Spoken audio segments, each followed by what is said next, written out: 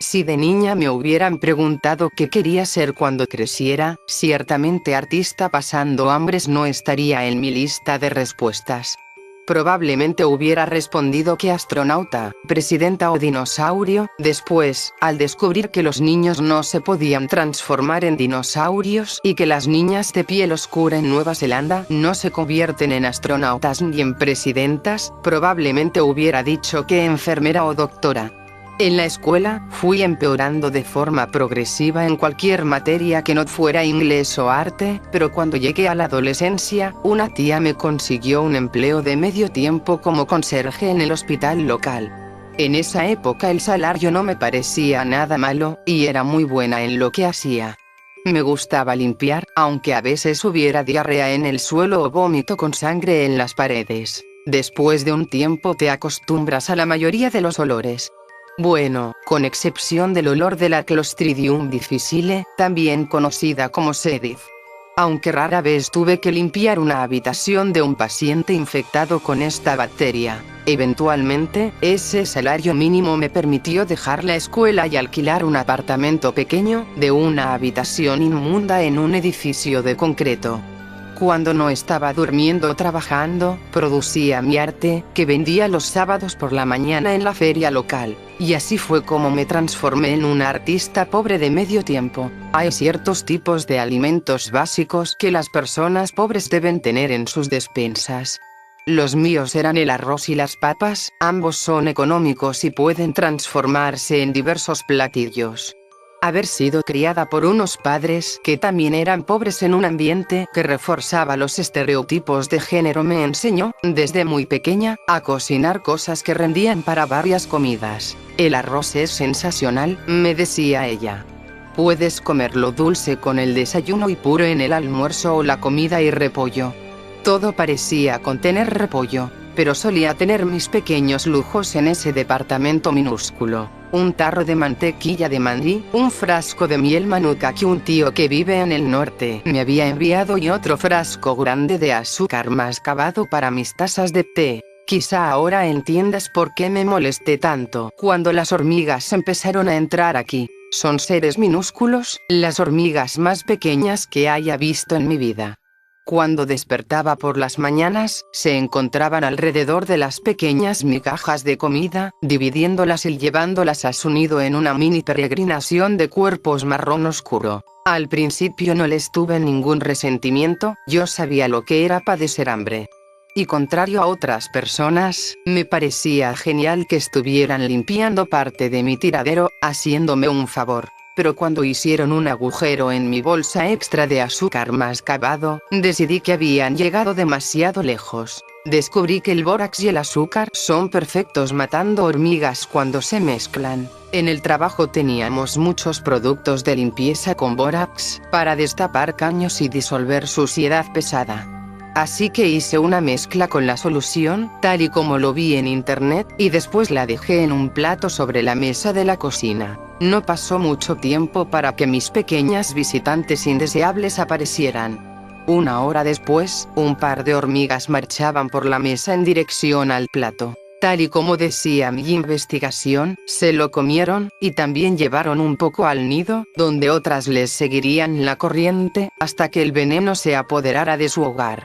Todo marchaba a la perfección, todas estarían muertas en una semana, y no tendría más problemas con los insectos. Entonces, cuando una se alimentó del veneno y después se quedó parada al borde del plato, me pareció que había preparado la mezcla demasiado fuerte y que había muerto instantáneamente. Pero, siguiendo con la observación, noté que aún estaba viva, moviendo sus antenas y las patas, aguardando pacientemente la supervisión de su amiga. Aprovechando esa rara oportunidad de ver una hormiga reposando, tomé mi cuaderno de dibujo y empecé a esbozarla mientras me acomodaba en mi silla de plástico. Cuando ya estaba bostezando y deseando la cama, las dos hormigas aún estaban pacientemente sentadas al borde del plato. En la mañana, cuando me levanté para darme un baño y después de beber una taza de té, el plato seguía intacto en el mostrador, solo el cuerpo de la hormiga envenenada estaba allí, con sus patas dobladas contra su cuerpo en una posición fatal. Mi intento de envenenar el nido había fallado. La semana siguiente hicieron un nuevo agujero a la bolsa de azúcar que ya había colocado dentro de otro bolso plástico, y vaciaron la mitad del contenido. Enfurecida, colgué la bolsa de un gancho en el techo de la lavandería. A la mañana siguiente, la bolsa vacía estaba en el suelo, sin ningún grano de azúcar en su interior. Frustrada, fui hasta el supermercado y compré veneno de verdad para hormigas, junto con otra bolsa de azúcar. Cuando llegué a casa, coloqué la trampa en el suelo de la alacena y la bolsa de azúcar dentro de un recipiente, el cual puse dentro de un recipiente más grande lleno de agua. La familia de ladrones de azúcar estaba cerca de recibir su castigo. Tuve un sueño agitado, con la puerta de la habitación abierta, intentando irracionalmente escuchar los sonidos de los pequeños intrusos. Una parte de mí se había convencido de que estaban conspirando contra mí. Tenía sueños esporádicos de hormigas gigantes hurgando en la alacena, masticando y haciendo huecos a través del vidrio y del plástico, comiéndose todos los alimentos que podían encontrar. Eventualmente tuve que despertarme y me tambaleé hasta la cocina para beber un poco de agua. Cuando las luces se encendieron, vi movimiento. La bolsa de azúcar había sido extraída del recipiente y estaba abandonada en la encimera. Las hormigas zapateaban con locura sobre el mueble, corriendo para ocultarse en cualquier ranura u orificio que encontraban. Con seguridad sus bocas estaban llenas de azúcar. Pensando rápido, tomé un vaso de vidrio del fregadero y lo puse encima de una de las hormigas, que recién escapaba de la bolsa de azúcar casi vacía. Había atrapado a una de las ladronas. Definitivamente me estaba observando. A donde quiera que iba, se posicionaba dentro del vaso de forma que pudiera verme. Si me acercaba, si la veía, la hormiga se paraba sobre sus patas traseras y golpeaba el vidrio con una de sus antenas. La otra había sido aplastada por el vaso cuando la atrapé. «No te voy a soltar», le dije. «No hasta que dejen de robarme el azúcar». Dio otros golpecitos. Noté que era mucho más grande que las hormigas que habían aparecido al principio. Era brillosa y oscura, como si la hubieran pulido. Al ser más grande, su rostro era casi antropomórfico, lo que hacía un poco incómodo mantenerla en prisión. «¿Sabes? Yo te podría matar», continué. «Pero no. Hagamos un trato. De noche colocaré un bote de azúcar blanca frente a la puerta de la casa, allá afuera. Podrán comer y llevarse lo que quieran. Solo no vuelvan a tocar mis cosas». La hormiga me veía a través del vidrio. «¿Estamos?» Otros golpecitos. Suspirando, levanté el vaso. La antena de la hormiga se retorció furiosamente por un segundo, después corrió y desapareció por una grieta entre la cocina y la encimera. Si había entendido o no, quién sabe, pero el bote de azúcar en la puerta estaba funcionando. Por las noches iban hasta la puerta, comían, tomaban y llevaban el contenido hasta su nido. Como si el trato se hubiera cumplido, no se aparecieron más en mi cocina. Todo eso me pareció muy gracioso, era como una mafia, solo que pequeña y de insectos. Mientras yo les pasara cierta cantidad de azúcar, ellas me dejarían en paz. Pese a que estaba contenta con el trato, había alguien que no pensaba así. Mi vecino, Charles, un anciano con raíces europeas. Charles no tenía tiempo para perderlo en personas como yo. Si mi radio estaba muy alto, golpeaba la puerta con su bastón hasta que bajaba el volumen.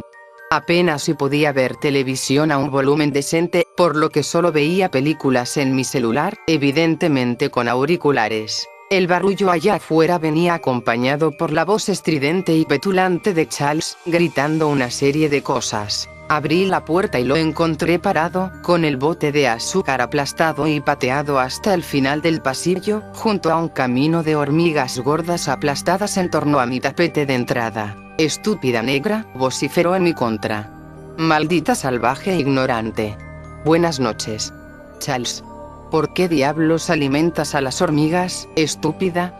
Para mantenerlas fuera de mi casa, intenté empezar una explicación, pero me detuvo en seco. «Le contaré al administrador sobre esto. Te arrancará las tripas, serás despellejada este fin de semana, puedes estar segura». «Hasta luego, Charles», le dije sonriendo y azotando la puerta en su cara. Se quedó vociferando afuera durante un tiempo, pero después volvió al departamento. Por la mañana, todos los cuerpos de las hormigas habían desaparecido, y un bote nuevo para la azúcar estaba encima de mi tapete. No escuché palabra alguna del administrador y mucho menos de Charles. Pero no me atreví a volver a alimentar a las hormigas por temor a las represalias. Casi 3 semanas después del incidente, una hormiga solitaria y gorda cruzó la encimera y se posó a un lado de mi taza de té. Con su única antena golpeó la taza. Hizo otros golpecitos. Después, caminó con singular alegría desapareciendo por la misma grieta de donde había salido. Aquella noche dejé el bote de azúcar por la parte de afuera, y en la mañana había una sorpresa esperándome. Dentro del bote de azúcar había un lindo colgante de color blanco cremoso. Ya había intentado hacer esculturas con eso, pero, a pesar de mis dotes artísticas, nunca lo lograba. Quien haya hecho aquella pieza, era un artista sumamente talentoso. Era una doble espiral perfecta cubierta de complejos dibujos, muy parecidos a los que mis ancestros usaban. Y todas las mañanas después de ese día, un nuevo colgante de hueso aparecía, tan hermoso como el anterior. Estos colgantes se venden como pan caliente en la feria del sábado. Se venden tan bien que podré alimentar a mis pequeñas amigas durante un buen tiempo. La policía nunca descubrió lo que sucedió con Charles. Dijeron que el equipo forense no encontró nada, ninguna señal de entrada forzada, ningún rastro de pelea. Fue como si el anciano simplemente hubiera desaparecido. La nueva inquilina se presentó aquí el sábado, una señora de ceño fruncido y rostro amargado. La primera noche no paró de golpear las paredes y gritar obsesionadas cuando encendí la televisión. Apenas si puedo esperar para llevarla a la feria.